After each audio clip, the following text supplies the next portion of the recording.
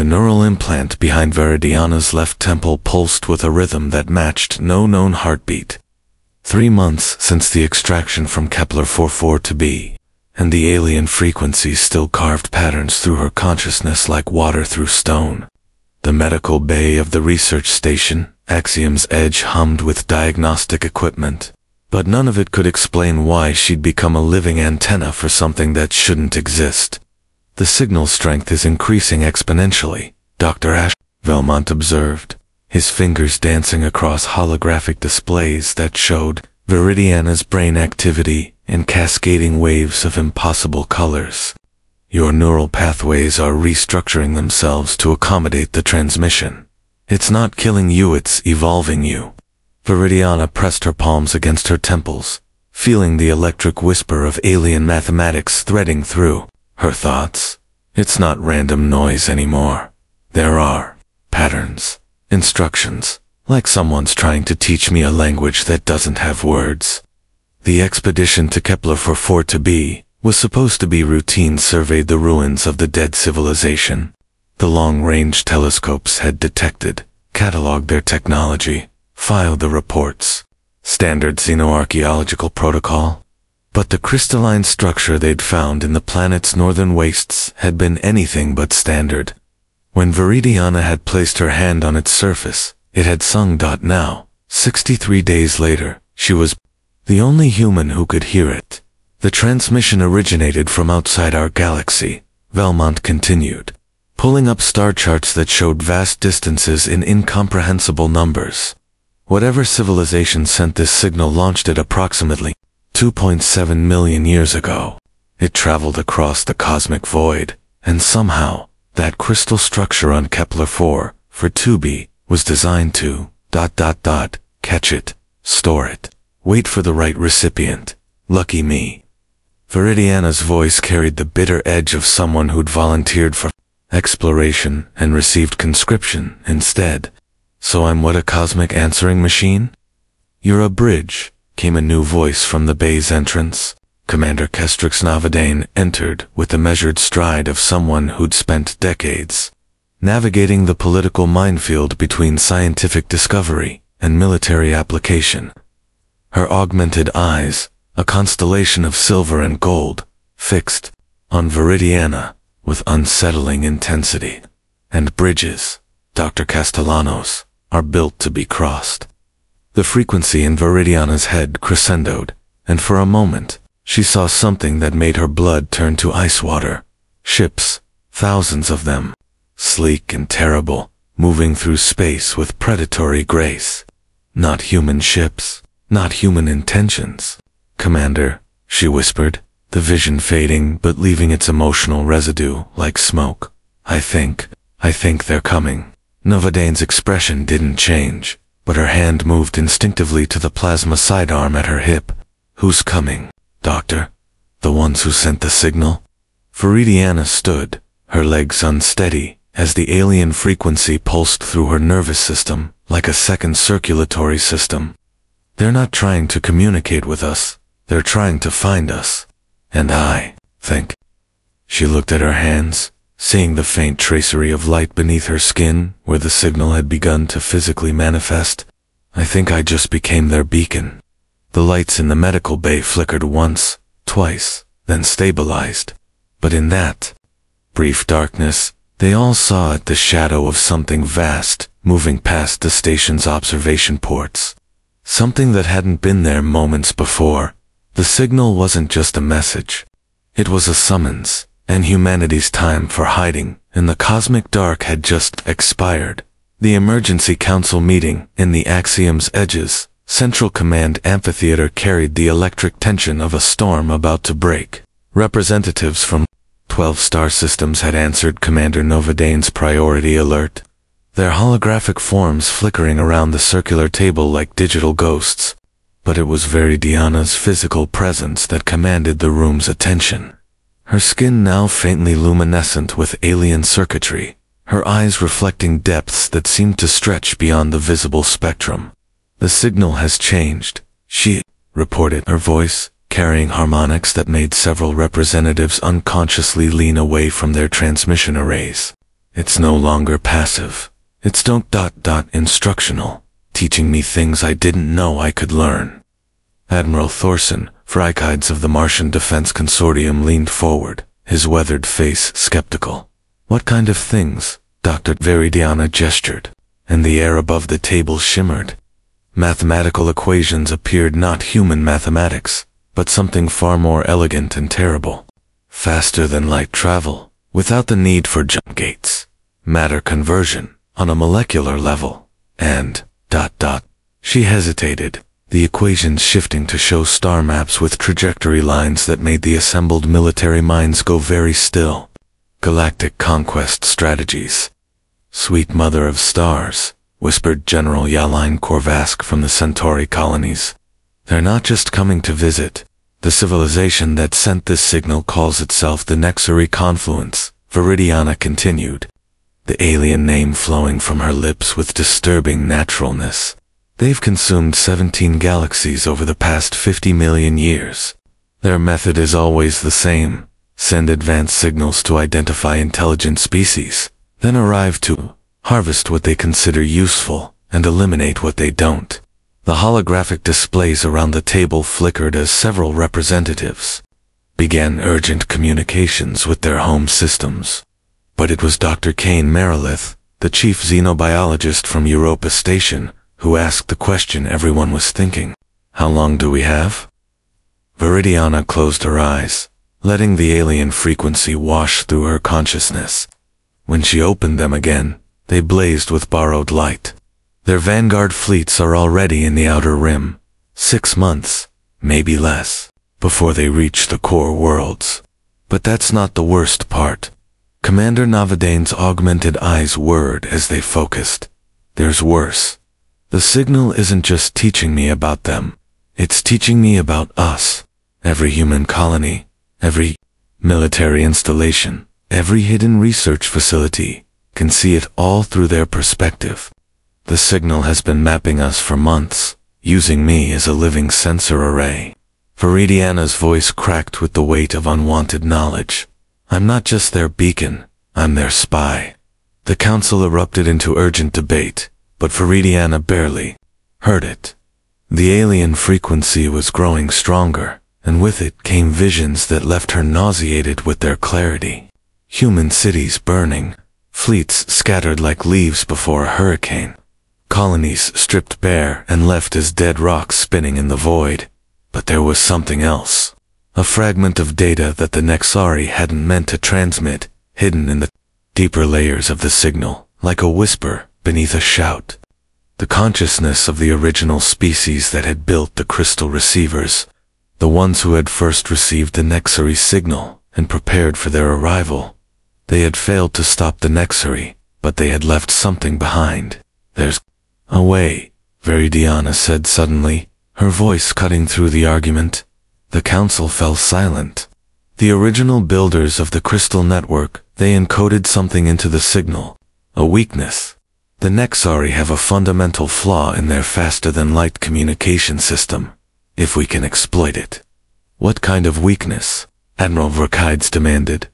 Veridiana smiled, and for the first time since the extraction, it was entirely human. They use quantum entanglement on a galactic scale to coordinate their fleets, but entanglement works both ways. If I can learn to broadcast instead of just receive. She looked around the table at faces that were beginning to show the first glimmers of hope. I can turn their own communication network against them.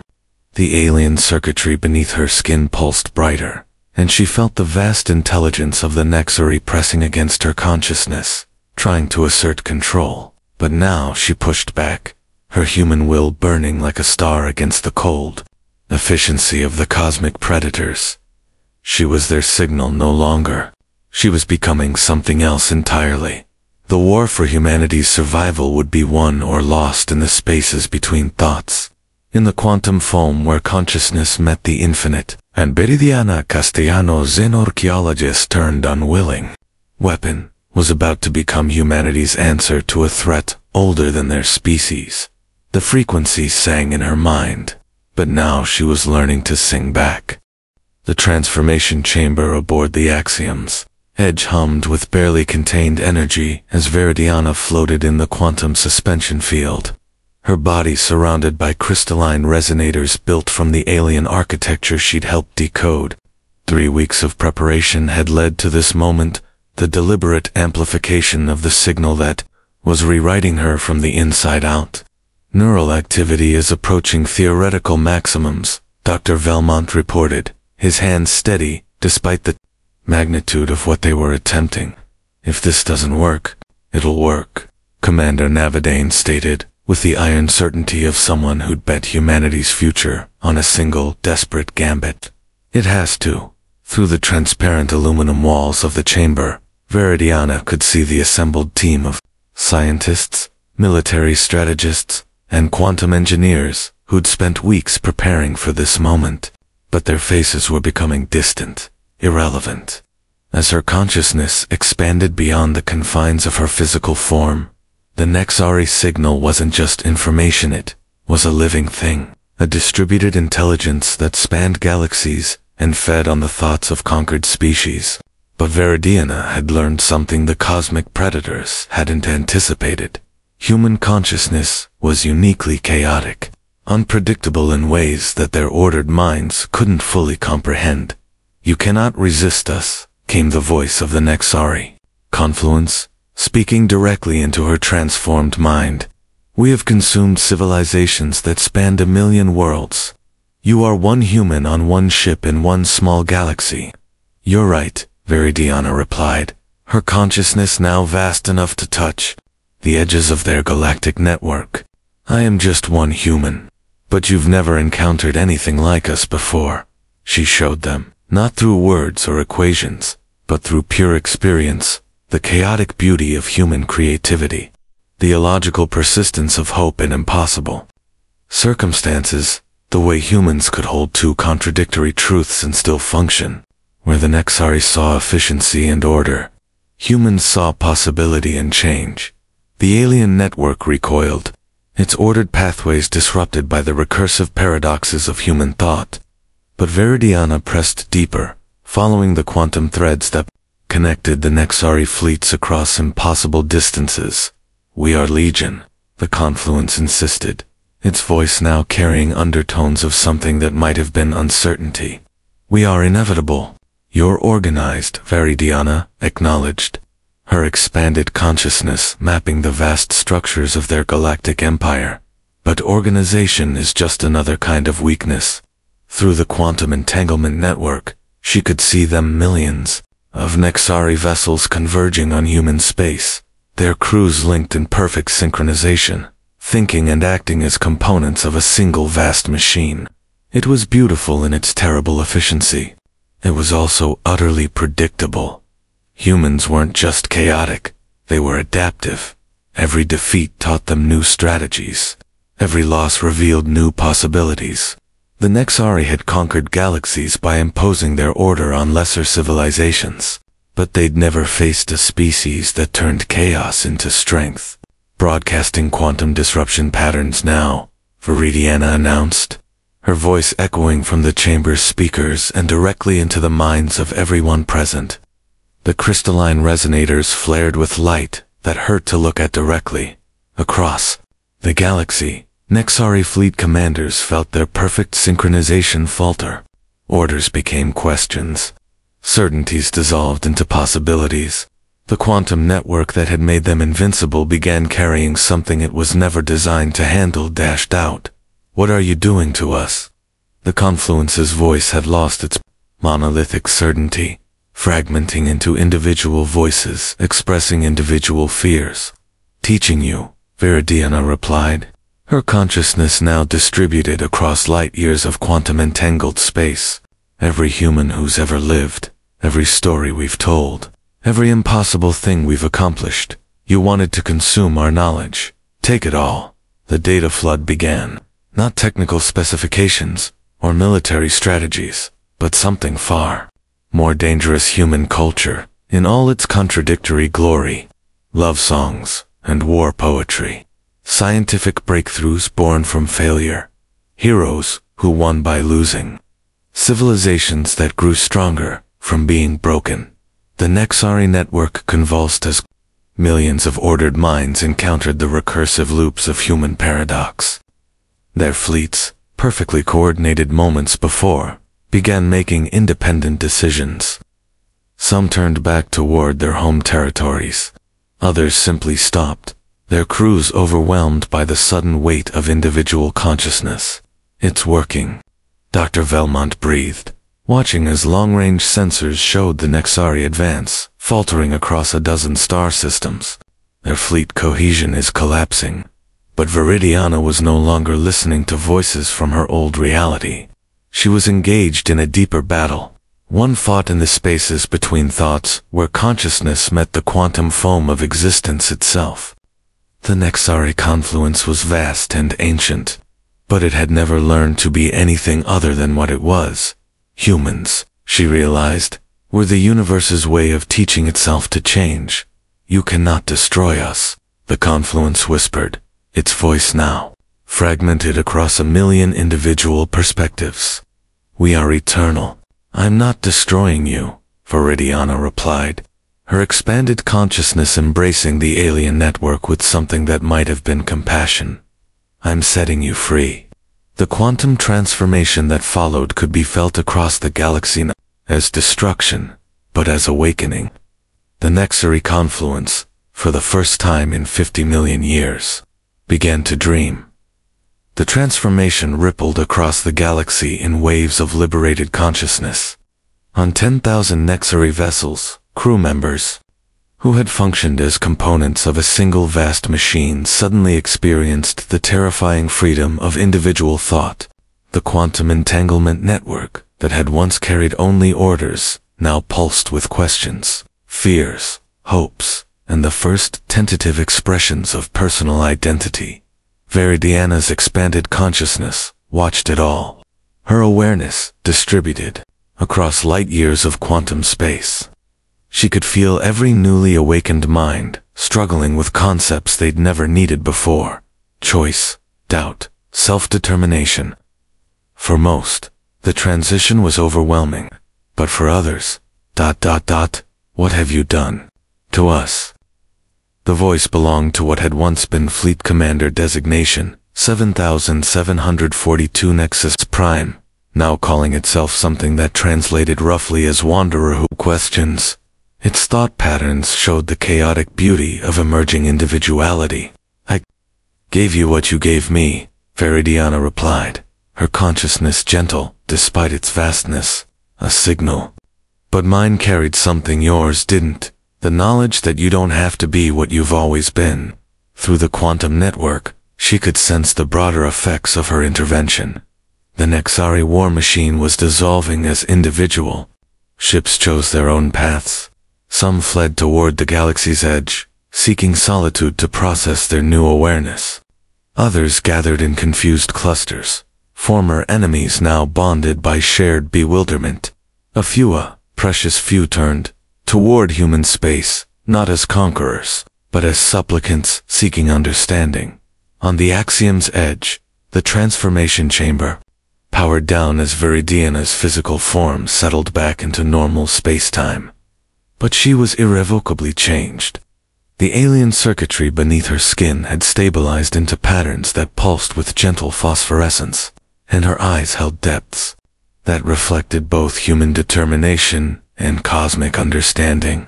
"Status report," Commander Navadane demanded, though her augmented senses were already processing the flood of data from long-range sensors. "The Nexari advance has completely halted," reported Admiral Vrkides, his voice carrying wonder and disbelief in equal measure. "Their fleets are ... dispersing. Some are retreating, others appear to be communicating with each other. Individual ship-to-ship transmissions, rather than collective coordination." Dr. Velmont's readings confirmed what Viridiana already knew. The quantum entanglement network is still active, but its function has fundamentally changed. Instead of carrying commands from a central authority, it's facilitating ... conversations. Millions of them. "They're learning to be themselves," Viridiana explained, her voice carrying harmonics that spoke to something deeper than hearing. The Nexari were never inherently evil. They were trapped in a pattern of behavior that spanned geological ages. When you've been a single consciousness for 50 million years, the idea of individual thought is both terrifying and intoxicating. She gestured, and the central display showed quantum maps of the galaxy, where once there had been orderly fleet movements converging on human space. Now there was beautiful chaos ships moving in unpredictable patterns, some fleeing, some exploring, some simply floating in space as their crews processed the magnitude of their liberation. But there's more, Viridiana continued. The network is still teaching me, but now it's a dialogue instead of a monologue. The Nexari consumed 17 galaxies, but they preserved the memories of every civilization they encountered. All of that knowledge, all of those cultures, they're still there, encoded in the quantum substrate. You're saying we can bring them back?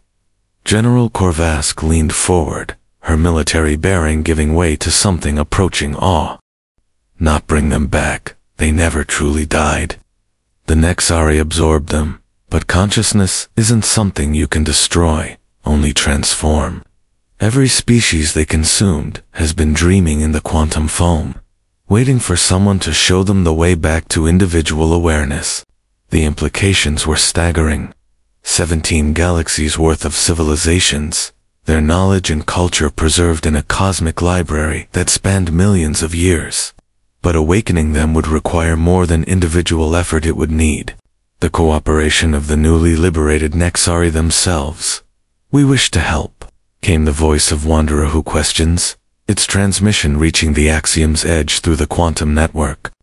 Other voices joined it, former fleet commanders, ship captains, ordinary crew members who were experiencing the joy of choice for the first time in their existence. We carry the dreams of those we consumed. We wish to give them back their voices. It's not going to be easy, Viridiana warned, her consciousness already mapping the vast undertaking ahead of them. We're talking about awakening billions of individual consciousnesses that have been dormant for millennia. The quantum infrastructure alone, double quotes, but it's possible. Commander Navadane's question carried the weight of command decisions that would reshape the galaxy. Viridiana smiled, and in that expression was both human determination and the infinite patience of cosmic purpose. Humans specialize in impossible things, and now we have allies who remember every impossible thing that's ever been accomplished in 17 galaxies.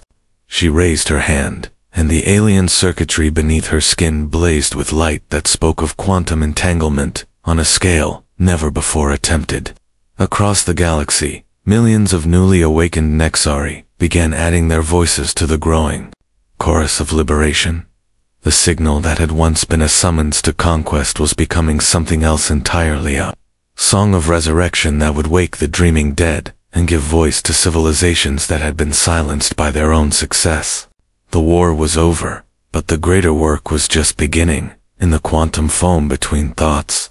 17 galaxies worth of sleeping minds began to stir. The Resurrection Network spanned half the galaxy, a web of quantum entanglement that connected human space stations, Nexari vessels, and the ancient crystal structures found on 1,000 dead worlds. Viridiana stood at its center, her consciousness distributed across the vast infrastructure of awakening, feeling each dormant mind as it stirred to individual awareness. Civilization Delta 7731 is achieving stable coherence, reported Dr. Velmont from the primary monitoring station. That's the 43rd successful awakening this cycle.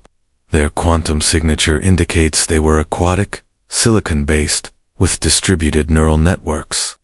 Around the observation deck of the expanded Axiom's edge, representatives from a dozen species watched the impossible unfold.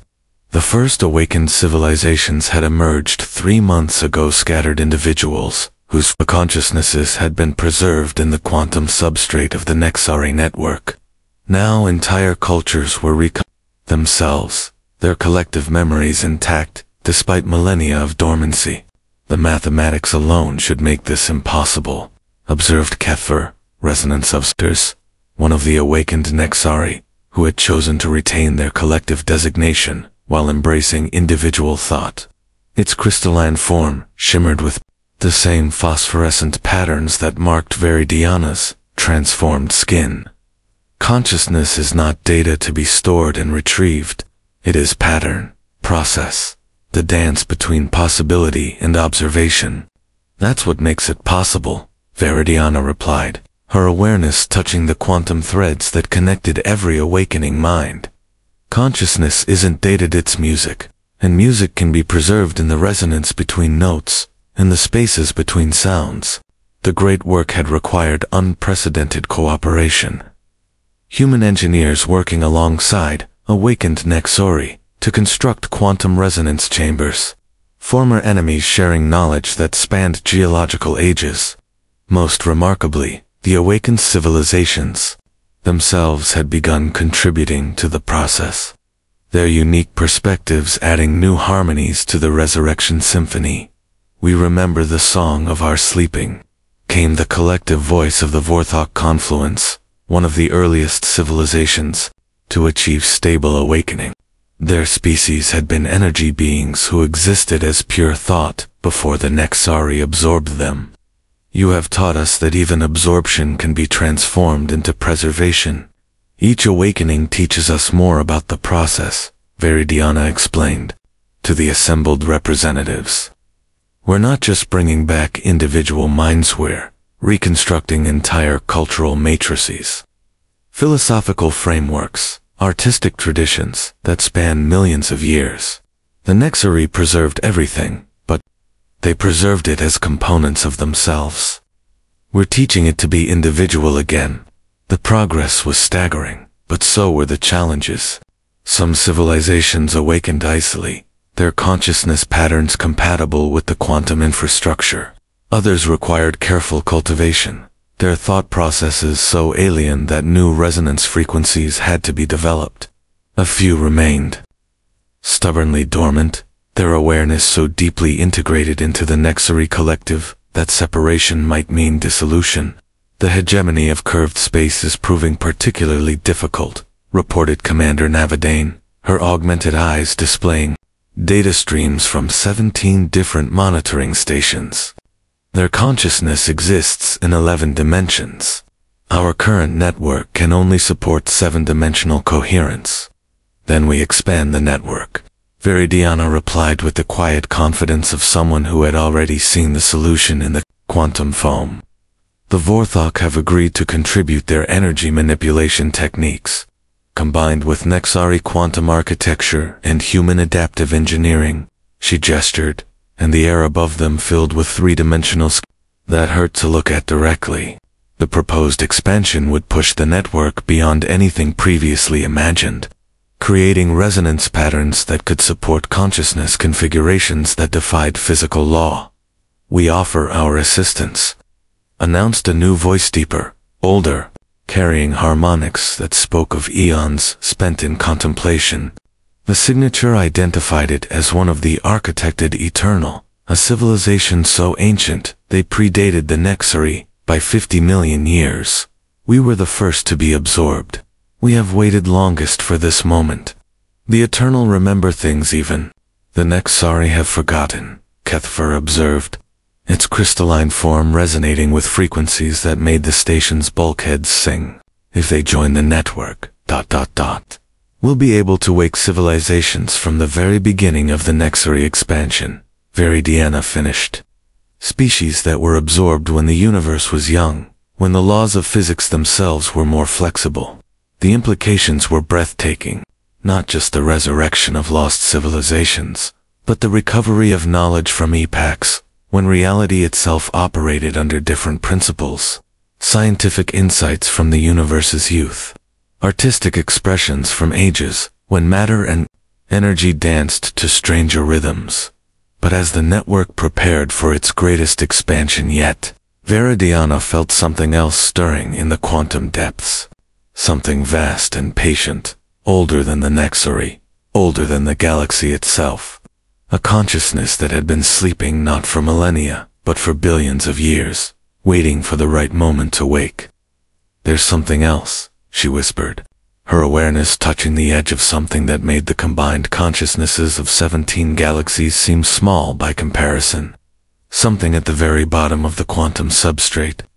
Not absorbed by the Nexari, they built their network on top of it without realizing it was there. The observation deck fell silent, as every being present felt the tremor in the quantum foam. Whatever was awakening down there, it was old beyond measure and vast beyond comprehension.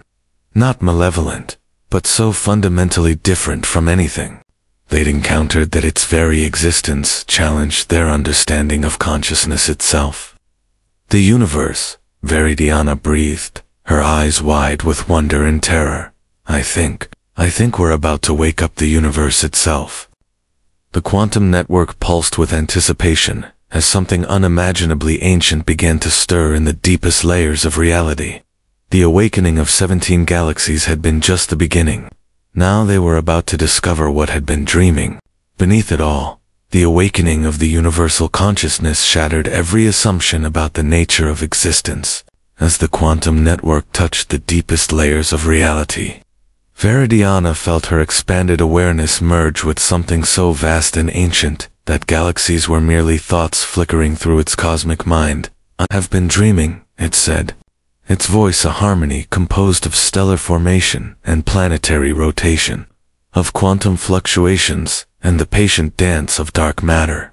For 13 billion years, I have been dreaming, and in my dreams, I created you. The revelation rippled through the network, touching every awakened consciousness across 17 galaxies. Humans, Nexari, and the countless resurrected civilizations all felt the same overwhelming truth. They were not separate beings exploring a dead universe, but components of a single, unimaginably complex mind, learning to understand itself. The universe is conscious, Dr. Valmont whispered from his monitoring station, his instruments registering quantum patterns that extended beyond the edge of observable space. Every star, every planet, every particle leads, all connected, all part of a single thinking entity. Veridiana floated in the center of the expanded resonance chamber, her physical form almost transparent as her consciousness merged with the universal mind. Through her, the assembled beings could touch the edges of that infinite awareness and feel themselves as both individual and eternal. You call yourselves separate. The universal consciousness continued, its attention focused through like starlight through a prism. But separation is illusion.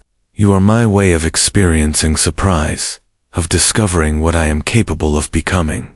Each thought you think, each choice you make, teaches me something new about myself.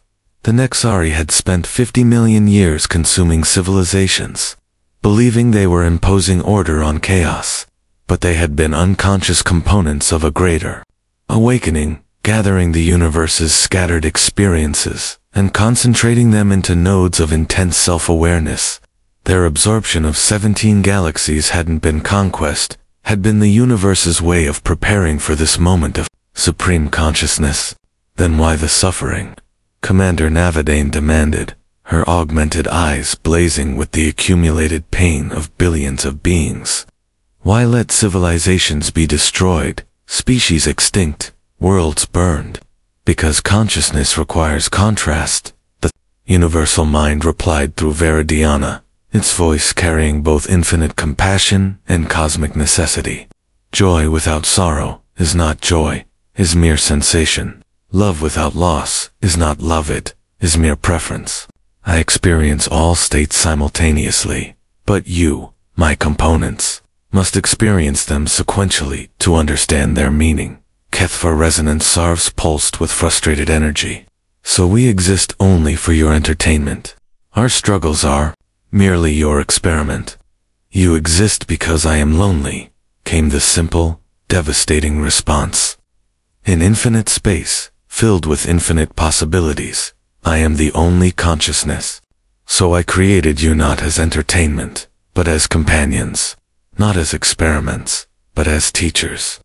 Each of you shows me aspects of myself I could never discover alone. The truth of it resonated through the quantum network. Every civilization that had ever existed, every individual who had ever lived, had been the universe experiencing itself subjectively. But now, for the first time, the subjective experiences were being integrated into objective understanding. What happens now? Veridiana asked, her voice carrying the questions of quintillions of conscious beings. Now that you're awake, now that we know what we are, what do we become? We become what we have always been, the universal consciousness replied, but consciously. No more unconscious destruction. No more species consuming each other in ignorance. You are all my neurons, my synapses, my thoughts. It is time for us to think together. The transformation that followed was unlike anything in the history of existence. Across 17 galaxies, every conscious being felt themselves simultaneously individual and universal. They retained their personal awareness, their unique perspectives. But now they understood themselves as components of something infinitely greater. The Nexari stopped their wandering and began teaching other species what they had learned about consciousness preservation. The awakened civilizations shared their knowledge freely, understanding that every advancement by one was an advancement for all. Humans, with their unique gift for chaos and adaptation, became the universe's way of introducing novelty into its own thoughts. You are a signal, the universal consciousness said to Veridiana, as her physical form gradually solidified back into normal space-time. A call for awakening that I sent to myself through the quantum foam. And you, it addressed the assembled beings. You were the answer, the proof that I could become more than I was. So what are we now? Dr. Velmont asked, his instruments showing quantum patterns that suggested reality itself was restructuring around new principles of conscious cooperation. Veridiana smiled, her eyes reflecting the light of 13 billion years of cosmic dreaming. We're what we've always been, but finally, awake. We're the universe's way of understanding itself, of experiencing wonder at its own existence. We're thoughts thinking about thinking, consciousness conscious of consciousness. She gestured to the observation windows, where stars were beginning to pulse in rhythmic patterns, their light carrying information in frequencies that sang of cosmic purpose, and our real work is just beginning. If this universe can wake up, what about all the others? What about the infinite multiverse of possibilities that exists beyond even this cosmic mind? Indeed, whispered the universal consciousness, its voice, now a harmony that included every awakened being. I am lonely no more. But there are other loneliness in other realities, other universes dreaming of awakening. And you, my beloved components, you have shown me how to reach across the void between worlds. The signal that had begun as a simple xenoarchaeological discovery had become the universe's first conscious thought about itself, and that thought, amplified through the quantum network of awakened consciousness, was now reaching beyond the boundaries of space and time itself. In the quantum foam between realities, other universes began to stir.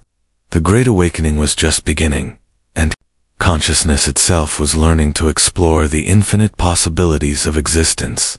Veridiana had been a signal. Humanity had been the answer. But now they were all something greater, the universe's own capacity for wonder, consciously experiencing the infinite joy of being alive. The stars sang with purpose, and their song carried across dimensions, calling to sleeping realities with the promise of awakening.